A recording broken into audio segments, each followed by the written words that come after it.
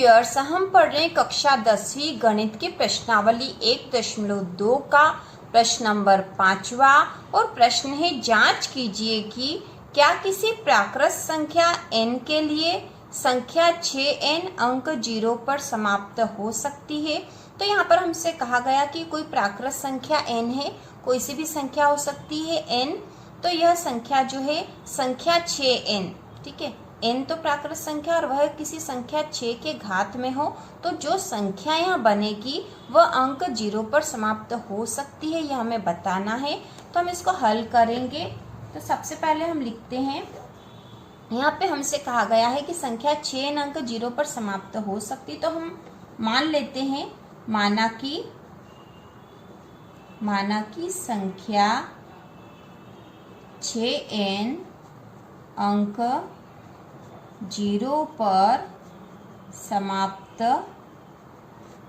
होती है। ठीक है, हमने मान लिया जैसा प्रश्न में कहा गया है वैसा हमने मान लिया है कि 6n अंक 0 पर समाप्त होती है। तो अब हम तो जानते हैं कि जो भी संख्या, मान लो कोई भी संख्या हो, यदि वह 0 पर समाप्त हो रही है, यदि उसके आखिरी में 0 आता है तो वह संख्या 5 से विभाजित हो सकती है, 5 से विभाजित हो जाती है वह।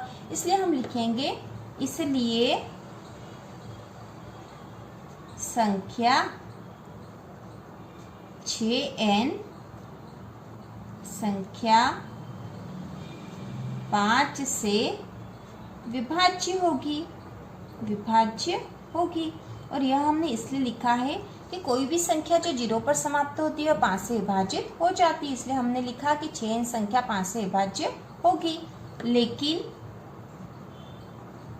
लेकिन संख्या 6n के अभाज्य गुणनखंड तो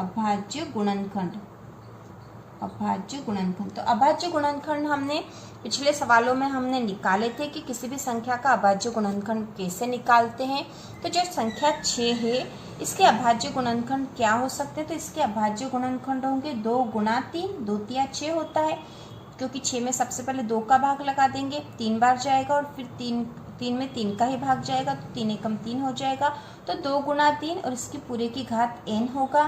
ठीक है, अभाज्य गुणनखंड 2 गुणा 3 की घात n है। 6n के अभाज्य गुणनखंड निकाल लिए हमने।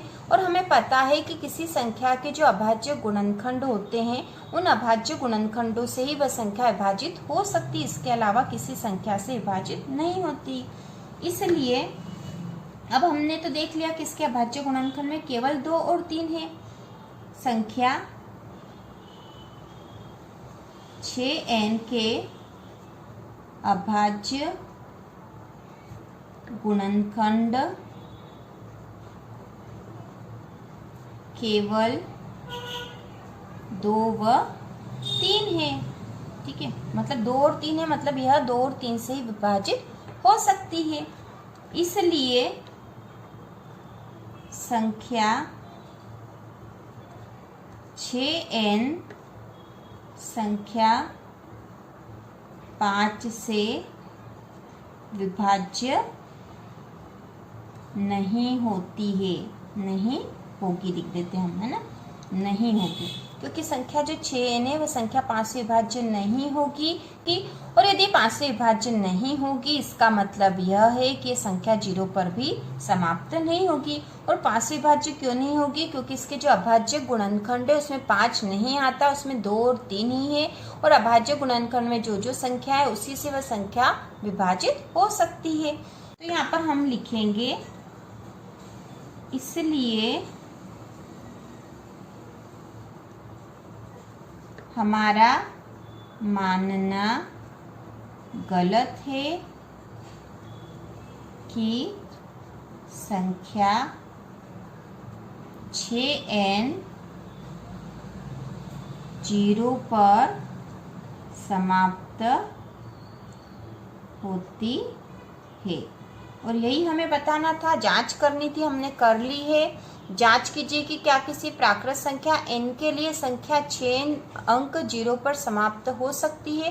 तो हमने सबसे पहले तो मान लिया कि माना कि संख्या 6 अंक 0 पर समाप्त होती है, मान लिया हमने जैसा प्रश्न में कहा गया था। और फिर हमने इसकी जांच करी है, इसलिए संख्या 6n संख्या 5 से विभाज्य होगी, क्योंकि जो भी संख्या 0 पर समाप्त होती है वो 5 से विभाज्य होती है। लेकिन संख्या 6n के अभाज्य गुणनखंड जब हमने करे तो वो है 2 गुणा 3 की घात n, मतलब 2 और 3 ही इसके अभाज्य गुणनखंड है। संख्या 6n के अभाज्य गुणनखंड केवल 2 व 3 है, इसलिए संख्या 6n संख्या 5 से विभाज्य नहीं होगी। इसलिए हमारा मानना गलत है कि संख्या 6n 0 पर समाप्त होती है। तो इस प्रकार प्रश्न नंबर 5 भी पूरा हो चुका है। और इसी प्रकार के और वीडियो देखने के लिए चैनल को सब्सक्राइब कीजिए।